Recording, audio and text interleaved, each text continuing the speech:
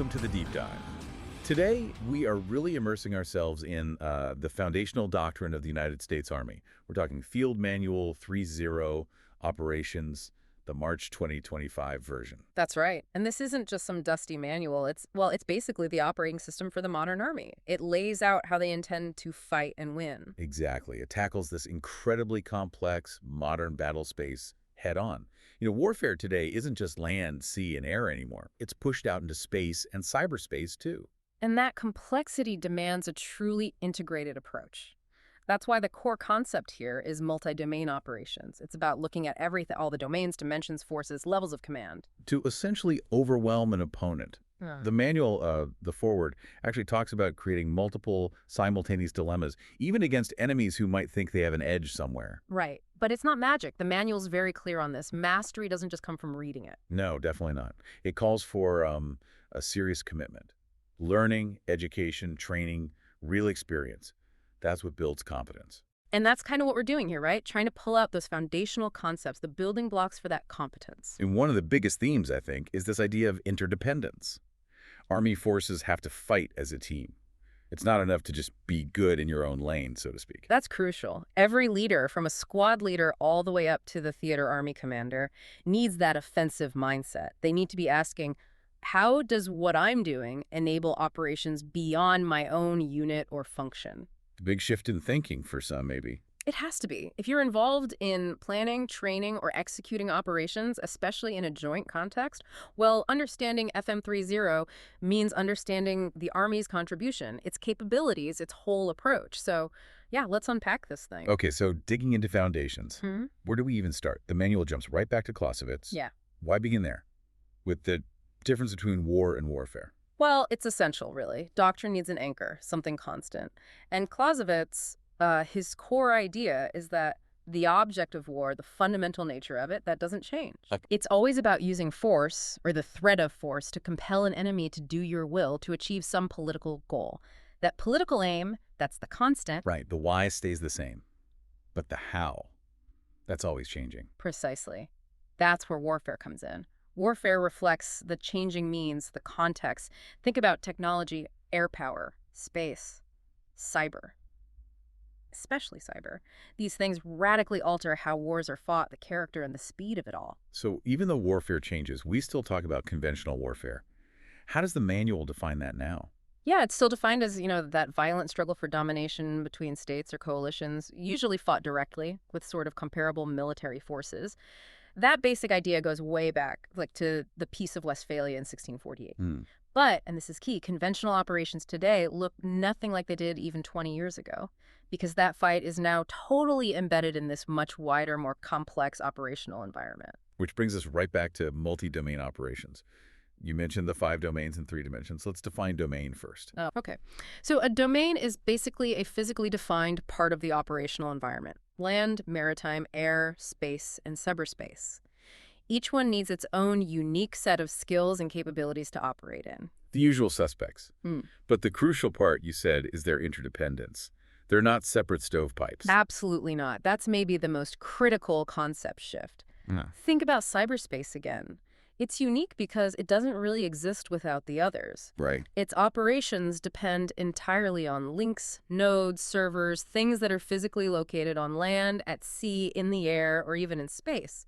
And flip that around space operations. They're hugely dependent on cyberspace. For bandwidth, for command and control, for data, you have to see them as integrated systems. Got it. So that covers the physical where of the fight, but then the Army adds these 3 dimensions that forces need to influence. Right. These dimensions, physical, information, and human, are really about how we understand and measure the effects of our actions. Okay, break those down. So the physical dimension, that's the most familiar. It's the tangible world, where tactical actions happen, where bombs go off, where units maneuver. It's about destructive force. The kinetic stuff. Exactly. But here's the critical link the manual draws. Physical actions, like blowing something up or moving a big force, they immediately create cognitive effects in the human dimension. This is where the mental game happens. Perceptions, decision-making, morale, fear. Ultimately, it's about the enemy's will to keep fighting. So, like, a successful flanking maneuver isn't just about getting a better position. Right. It's about causing confusion, maybe panic, making the enemy commander doubt his plan. It hits their will. Precisely. You're degrading their will to resist. Okay. And then the information dimension, well, it kind of reflects the interplay between the physical actions and those human perceptions. It's about how everyone involved, us, the enemy, neutral parties, understands and communicates what's happening. It shapes narratives, influences policy, affects future actions. So winning means operating effectively across all three at once. You have to. You need to synchronize effects in all three dimensions to gain a real advantage. Okay, shifting gears a bit to the bigger strategic picture. Field Manual 3.0 talks about a competition continuum, not just peace or war. Yeah, that's a much more realistic way to look at the world today. States interact across a spectrum. You've got cooperation at one end, armed conflict at the other, and this big, murky area in the middle. Competition below armed conflict. And forces have to operate across all three. Often simultaneously, yeah. You might be cooperating with a nation on one issue, competing fiercely with them on another, and maybe even nearing conflict on a third. It's fluid. But even though most day-to-day operations might be in that competition space, the Army's readiness focus is still crystal clear, isn't it? Absolutely. The manual states it plainly. The primary focus of Army readiness is large-scale combat operations, LSCO. Why? Because those are the most demanding, the most dangerous. Then being ready for that big fight underpins everything else. It really does. If you can demonstrate the ability to win a major ground war against a capable peer adversary, well, that makes your deterrence posture credible across the entire continuum. Your presence in those competition below armed conflict scenarios carries a lot more weight. Makes sense. And one last foundational piece here, consolidating gains. This seems much more prominent now. It is. It's a major shift. It's no longer seen as just the phase after the fight. It's viewed as an active, integrated part of the operation itself. How so? Army forces are expected to deliberately plan to consolidate gains throughout an operation, establishing security, helping set up legitimate governance, transitioning to stability operations. Doing this early and effectively is seen as a form of exploitation. Exploiting success. Yeah. It locks in the advantages you've won, achieves those lasting outcomes tied to the political goals, and critically, it frees up your combat forces to move on to the next objective. It prevents the enemy from just filtering back in behind you. Okay, so we've got the environment domains, dimensions, the competition continuum. Yeah. Now, how does the Army actually generate power within that environment? The manual talks about combat power. Right. Combat power is defined as the total means of destructive, constructive, and information capabilities that a military unit can apply at a given time. It's the synergy you get from combining the 6 warfighting functions: command and control, movement and maneuver, intelligence, fire, sustainment, and protection. Those are the building blocks. But there's something else listed right alongside them, something described as the multiplier. Ah, yes. Leadership. Field Manual 3.0 is very direct about this. It calls leadership the most essential dynamic of combat power. The most essential, more than tanks or intel. That's what it says. It's the multiplying and unifying factor. Think about it. Without effective leadership, those warfighting functions are just separate activities. Leadership provides the purpose, the direction, the motivation. It's what integrates them and drives them towards the mission objective. How does it multiply power, though? Is it just about inspiration? It's more than that. It's about trust. Good leadership builds the trust necessary for mission command to actually work. When subordinates trust their leaders and understand the intent. They can take initiative? Exactly. They can exercise disciplined initiative when the plan goes sideways or a fleeting opportunity appears. That speeds up your decision cycle, your tempo. A well-led unit that can adapt quickly is vastly more powerful than one that's constantly waiting for orders. So leadership builds that resilience, that adaptability. Okay, that makes sense. Let's get into the functions themselves, starting with movement and maneuver. Seems pretty fundamental. It is. This is how you impose your will physically. It's all the tasks and systems involved in moving forces and employing them to gain a position of relative advantage over the enemy. So getting to the right place at the right time. Essentially, yes. Commanders use maneuver not just to mass forces, but to mass effects, to achieve surprise, shock, momentum. If you can't outmaneuver your opponent, if you can't gain that positional advantage, then everything else becomes much, much harder. You're stuck in a reactive posture. And maneuver needs support, especially from fires. How is fires defined now, particularly in this multi-domain context? The definition is broad. It's the related tasks and systems that create and converge effects in all domains against the threat. Notice all domains again. Right. It's not just artillery anymore. It includes lethal effects, sure, but also non-lethal effects. And crucially, it involves fires delivered not just by the Army, but by joint partners, allies, everyone. And space and cyber play a big role here. A huge role. Modern fires incorporate space capabilities for things like targeting and timing and cyber capabilities to disrupt enemy command and control, manipulate their sensors, or degrade their networks before or during a kinetic strike. It's about creating integrated effects. Okay, so converging fires from multiple domains. While we're projecting that power, we also need to protect our own forces. That's the protection warfighting function. Correct. And again, the definition is broader than you might first think. It's not just about armor plating. Yeah, I usually think tanks, body armor. And those are part of it, sure.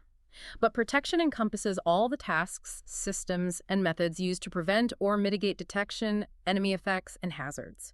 Basically, preserving the force so it can accomplish its mission. So what else does that include, beyond physical hardening? Oh, a lot. Operation security, keeping the enemy from knowing your plans. Tactical dispersion, not massing forces where they make easy targets. Deception, making the enemy see things that aren't there or miss things that are. And a really key concept here is survivability. Survivability, how's that defined specifically? The manual defines survivability as the degree to which a formation is hard to kill. But it's relative. It depends on the unit's own capabilities, but also, very importantly, on its ability to avoid detection and to deceive the enemy. So hiding better makes you more survivable. Absolutely. For an infantry unit, survivability might mean digging in deep, using camouflage, staying quiet. For an armored unit, it might mean moving fast, using electronic countermeasures, maybe smoke screens. It's about reducing your signature across multiple domains. And this focus on avoiding detection, on survivability, it's driven by the kind of threats the Army expects to face, right? The peer threats. Entirely. Peer threats, think Russia or China, have sophisticated sensors, long-range precision weapons, robust cyber and electronic warfare capabilities.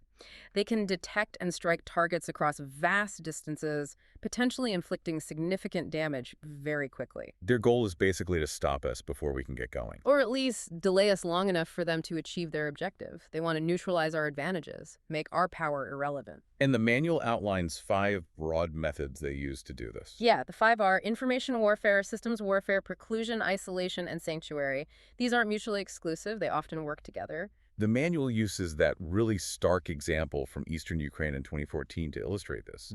It highlights systems warfare and sanctuary, right? It does. It's a devastating example. What happened was Russian and pro-Russian forces used systems warfare, a highly integrated, real-time targeting system. How did it work? They used relatively cheap unmanned aircraft systems, drones for spotting targets, relaying coordinates, and even guiding munitions or correcting fire.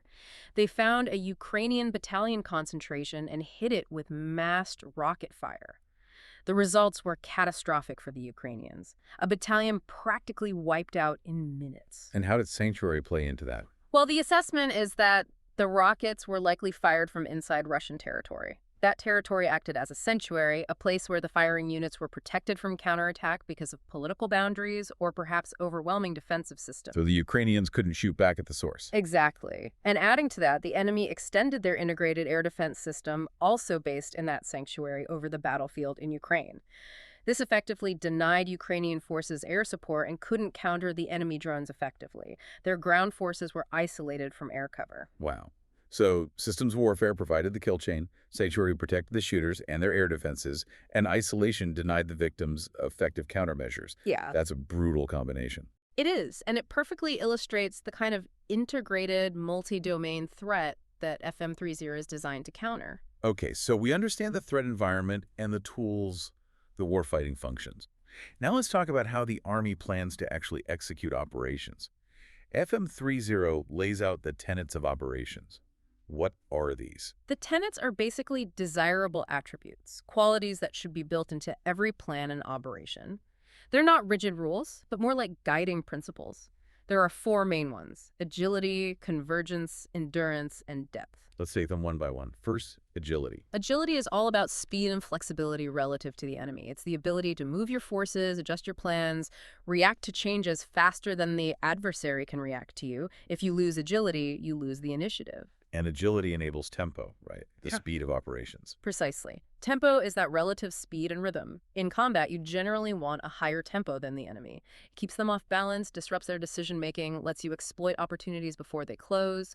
Agility is what makes that higher tempo possible. Okay, next tenet, convergence. This sounds like the heart of multi-domain operations. It really is. Convergence is the act of bringing together capabilities from different domains, land, air, maritime, space, cyber, at the right place and time to create effects that are greater than the sum of their parts. Synergy. Exactly. It's about creating multiple dilemmas for the enemy simultaneously. You're not just hitting them with artillery, maybe you're jamming their communications with electronic warfare, while cyber effects degrade their air defenses as your ground forces maneuver to exploit the resulting confusion. That's convergence. Got it. The other two tenets are endurance and depth. Right. Endurance is pretty straightforward. It's the ability to sustain operations over the necessary time and distance, even while taking hits. It's about resilience, logistical staying power. And depth. Depth means applying combat power, not just at the front line, but throughout the enemy's formation and the entire operational area, striking their reserves, their command centers, their logistics deep in their rear. It's also about thinking in terms of securing successive objectives and ensuring you consolidate gains as you go. To achieve that kind of complex converged effect across depth requires incredible coordination. That must be where synchronization comes in. Absolutely. Synchronization is the arrangement of all those military actions: fires, maneuver, intel collection, logistics in time, space, and purpose. The goal is to generate the maximum relative combat power precisely where and when it's needed most. Given how interconnected peer threats are, you can't afford to have parts of the operation out of sync. The manual gives a great historical example of synchronization leading to isolation, the Battle of the Bismarck Sea. Yeah, that's a classic from 1943. Allied forces, primarily air power in this case, synchronized their efforts to attack Japanese convoys trying to reinforce their troops in New Guinea. So they targeted the maritime domain to affect the land domain. Exactly. By sinking the transports and their escorts in the Bismarck Sea, they effectively isolated the Japanese land forces from reinforcement and resupply. The manual points out this was an enduring effect. That isolation crippled the Japanese campaign there. It shows how synchronizing effects in one domain can achieve decisive results in another. Okay, so the tenets guide how we operate. Hmm. What about the overall approach to defeating the enemy? The manual talks about defeat mechanisms. Right. Commanders develop an operational approach, sort of the broad concept for the mission. This approach typically employs combinations of defeat mechanisms to achieve the objective. And given the scale of peer threats, one key mechanism is defeat in detail.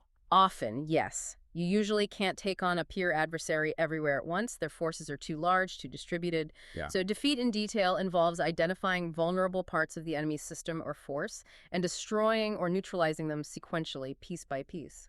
What are the main ways to achieve that kind of piecemeal destruction? Well, two key mechanisms facilitate it: dislocate and disintegrate. Dislocate is about using maneuver, often combined with deception, to gain such a significant positional advantage that the enemy's current positions or plans become irrelevant. Making them react to you, forcing them out of their prepared defenses? Exactly. You render their strength useless by making it irrelevant to the fight you're creating. And the classic example the manual uses for dislocation is the Incheon landing during the Korean War. Perfect example. That amphibious landing deep behind North Korean lines was a massive operational turning movement. It completely dislocated the enemy's frontline forces by cutting their supply lines and threatening their rear. Even though the frontline units were still strong. They became strategically irrelevant almost overnight. Their whole structure started to collapse because their lines of communication were severed. That's dislocation on a grand scale. Okay, and the other mechanism is disintegrate. Disintegrate focuses on attacking the enemy's cohesion. It's about disrupting their command and control systems, degrading their ability to synchronize their own forces. Hitting their brain and nervous system, basically. That's a good analogy. You target their command posts, their communication networks, key leaders perhaps. You use kinetic strikes, electronic warfare, cyber attacks, anything to break the links that allow them to fight as a coordinated whole. And disintegrated force becomes much easier to defeat in detail. And after the defeat mechanisms achieve success, we need to transition.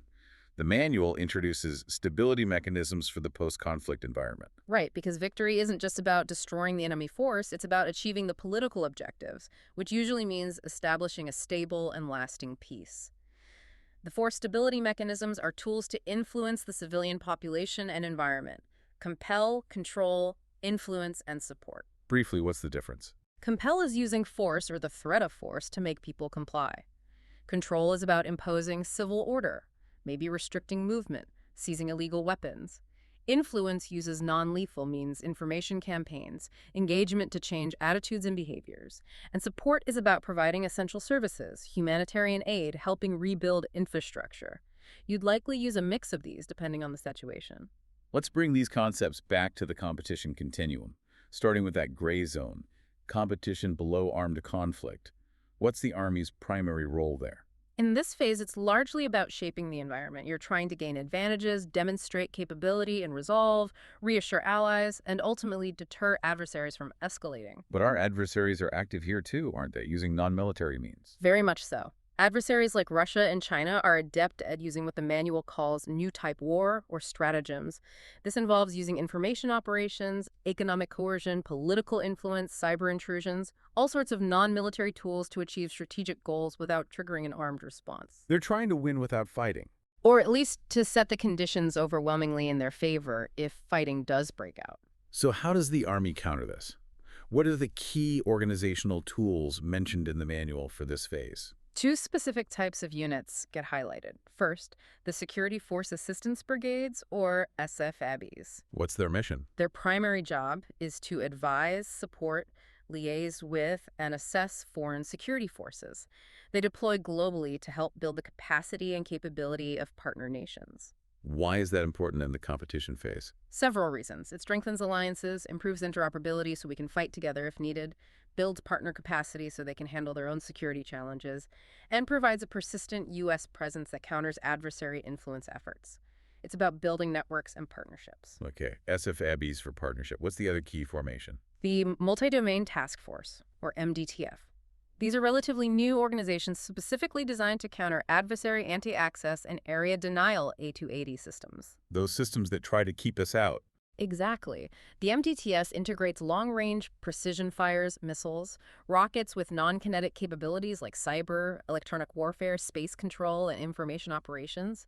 Their job is to penetrate those A280 bubbles, disintegrate the enemy's integrated defense systems, and create windows of opportunity for the rest of the joint force to get in and operate. So SFABs build partnerships, MDTFs punch holes. Yeah. Both are about setting conditions, That's a good way to put it. Setting conditions for deterrence, or for success if deterrence fails. which brings us to crisis operations. A situation heats up and a military response is needed quickly, maybe to deter escalation. This is where force projection becomes critical. Yes, a crisis often demands the rapid deployment of credible combat power. The manual emphasizes that land forces offer a unique advantage here, a persistent presence that signals commitment in a way that maybe air or naval forces alone can't. But getting those land forces there is a huge undertaking. The whole RSOI process, reception, staging, onward movement, and integration. It sounds complex. It is incredibly complex. Think about thousands of soldiers and their heavy equipment arriving in a foreign country, possibly under threat. Reception is just getting them off the ships or planes. Staging is organizing them, making sure they have what they need. Onward movement is getting them from the port or airfield to their actual operational areas. And integration is putting the units together, linking them into the command structure, doing final checks, and making them ready to fight. And the timeline is tight. Very. The manual gives a rough estimate for forces coming from the U.S. deploying to a theater using sea lift for equipment. You're looking at a minimum of 30 to 45 days, and that's assuming things go well. Which they often don't. The Task Force Iron Horse example from Iraq in 2003 really drives this home, doesn't it? It's a stark lesson in deployment friction. Yeah. The 4th Infantry Division Task Force Iron Horse was supposed to deploy through Turkey for the invasion of Iraq. Their equipment was already on ships heading there. But Turkey denied access at the last minute. Right. Suddenly the plan collapsed. The ships had to be rerouted all the way around through the Suez Canal to Kuwait. This completely upended the timeline, the logistics plan, even the tactical scheme of maneuver they were supposed to execute. Major General Odierno and his staff had to basically replan the division's role on the fly while their forces were scattered across the globe. It shows how vulnerable that deployment process is to political and logistical shocks. Absolutely. And adversaries know this. They won't wait for us to get comfortably set up. They'll try to interfere with the deployment itself. Definitely. Appendix C in the manual talks specifically about contested deployments. Enemies will use information warfare to sow confusion and dissent, cyber attacks to disrupt transportation networks, report operations, maybe even sabotage.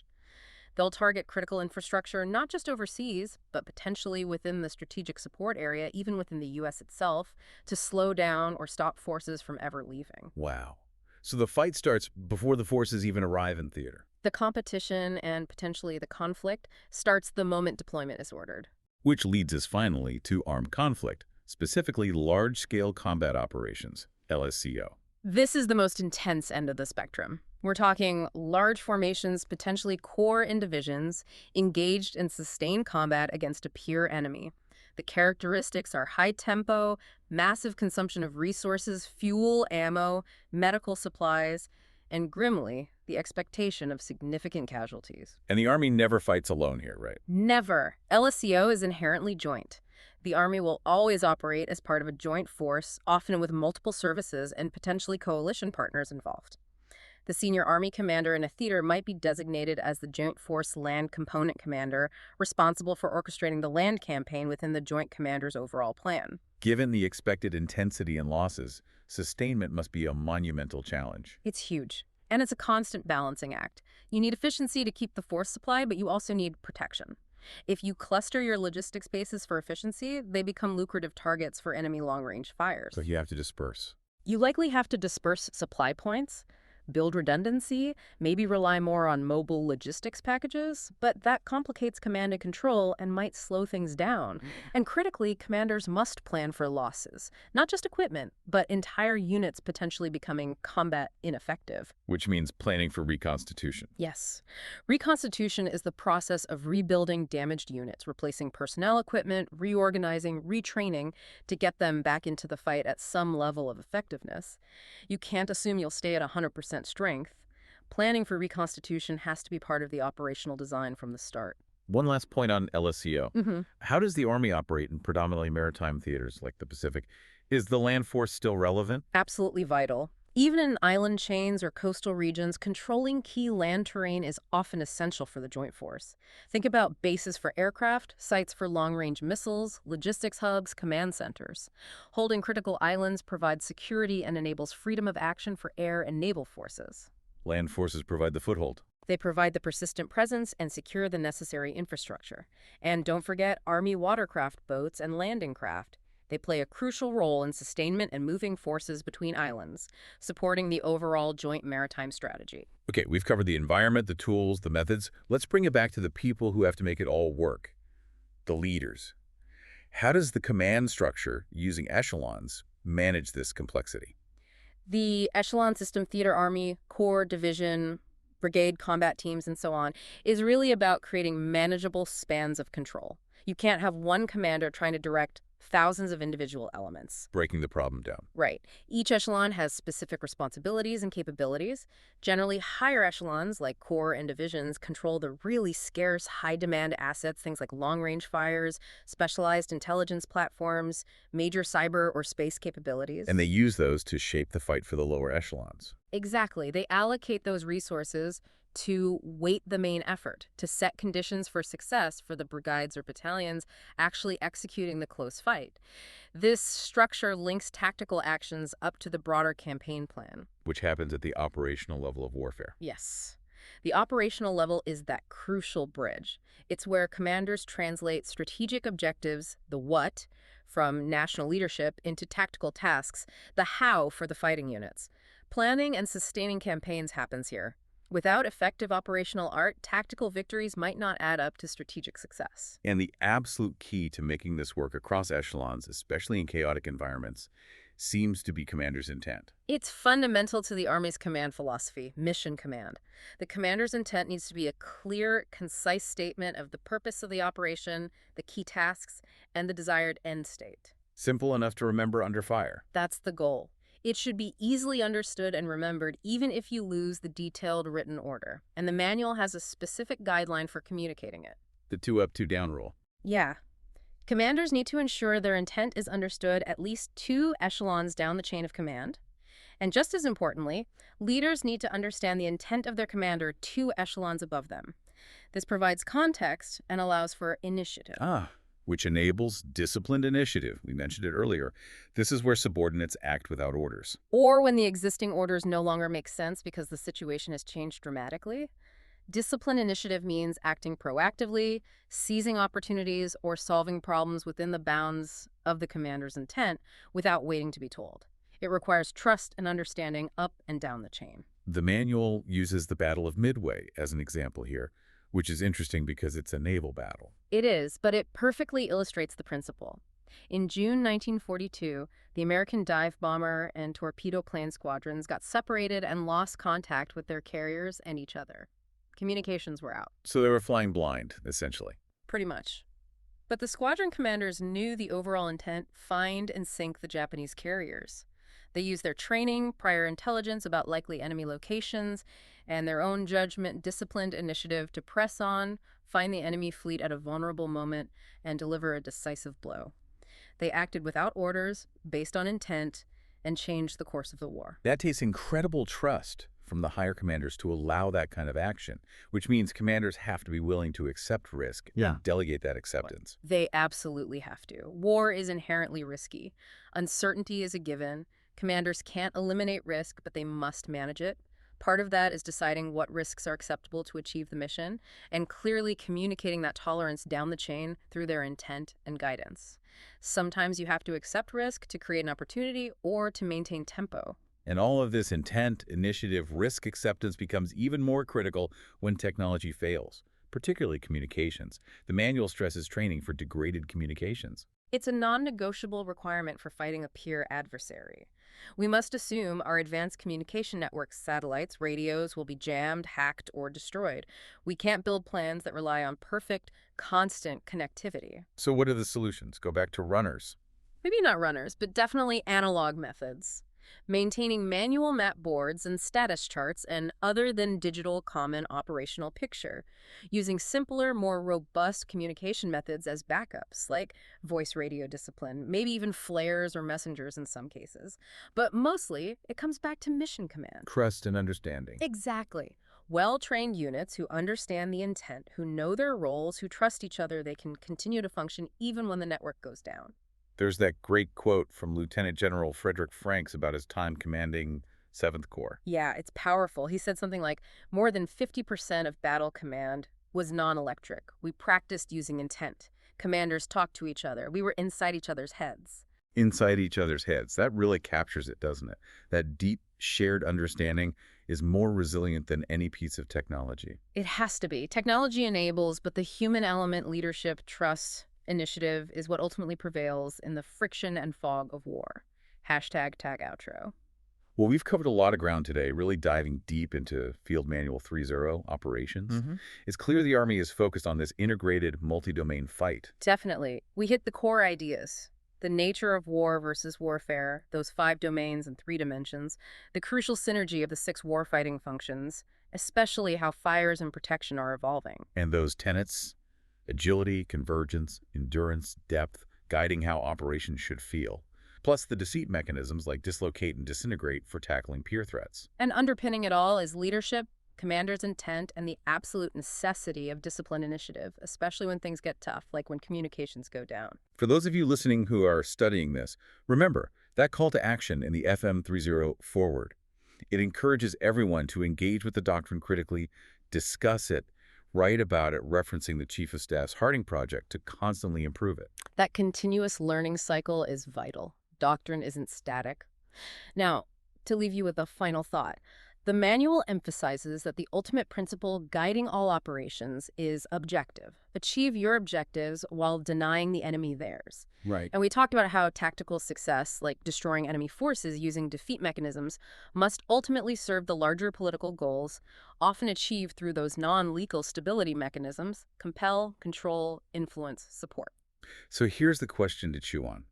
If you're a commander and you've just successfully executed, say, defeat in detail, you've shattered a major enemy unit kinetically, how do you ensure that tactical victory immediately translates into progress towards those lasting stability goals? How do you connect the kinetic fight to the non-kinetic requirements of peace? Bridging that gap, turning battlefield success into strategic political success, that's arguably the toughest multi-domain challenge of all.